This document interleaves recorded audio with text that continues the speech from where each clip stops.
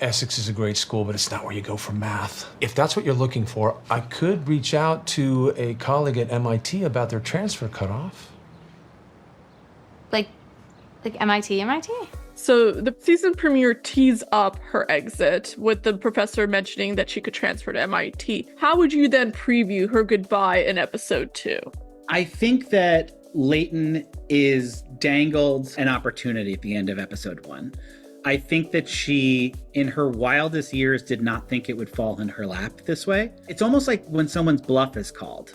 She knows that something's not right and not serving her, and then someone hands her an immediate solution for it, but she doesn't know that she's prepared to accept it yet. And so that tees up a story where she has to decide how serious she is about this. How much of a deal breaker it is if she's really struggling in this one area. Is she willing to upend every other aspect to right this other one? And that's a complicated one, especially when she has all of her friends at this school. Her dad is comedically obsessed with the school.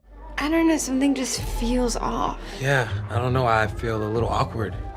When I touched your boob just now, I really wanted to go like honk honk, and I'm not that guy. I don't make sound effects. Yeah, most importantly, I can't do this to Whitney. We also have to talk about the Canaan and Kimberly development in the premiere. That romance is over before it's even really started. So why did you decide to go that route with them? Well, the one thing that I think you'll agree is like super in the DNA of the show is like, we do not have much of a taste for girl on girl warfare.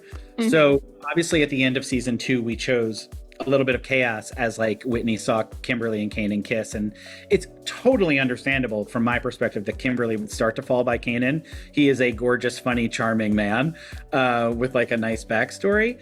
But we don't want to show Kimberly and Whitney in a big prolonged fight. It doesn't feel like what the show is. And on top of that, I also think it's true to honor that there is some messiness. Like when people do live like this, people make mistakes. People need to see that these characters are not perfect and never having any conflict whatsoever. That wouldn't feel real at all. So instead, we chose to tell a story where the conflict was brief. The conflict felt real because it continued over a summer off screen.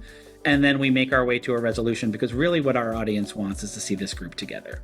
And I like to think that 15 years from now, the way it ends is with Whitney making a very embarrassing speech about this at Kimberly's eventual wedding. They have to have their moment of conflict. Conflict is what shows us that our friends are our friends, when we can work through stuff like that. That shows us the relationship prevails. So the Kimberly and Canaan romance is over before it's even really started in the premiere. How did you feel about that? Were you kind of relieved?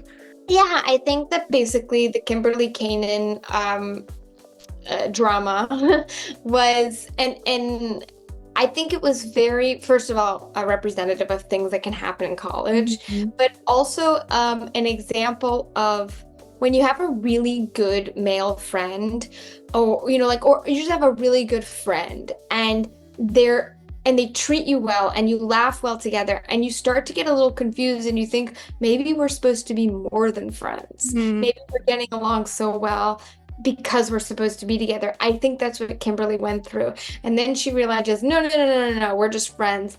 And she really hurt Whitney in the process. So like that kind of growing up, figuring it out was very hurtful to Whitney. And I think Kimberly realizes it a little late, but ultimately gets there.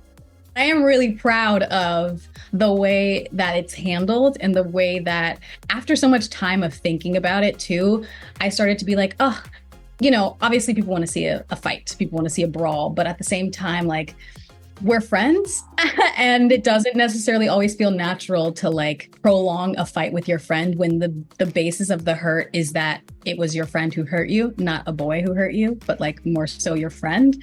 And like dealing with that felt more important to me than the other side of it. The boy will always be the boy, but Sex Life's a college girl, so the girls gotta be together. So I think that was the goal in addressing it, and also like felt for me and Pauline felt like that was more important to lean into, like dealing with how you hurt a friend and how you heal a friendship.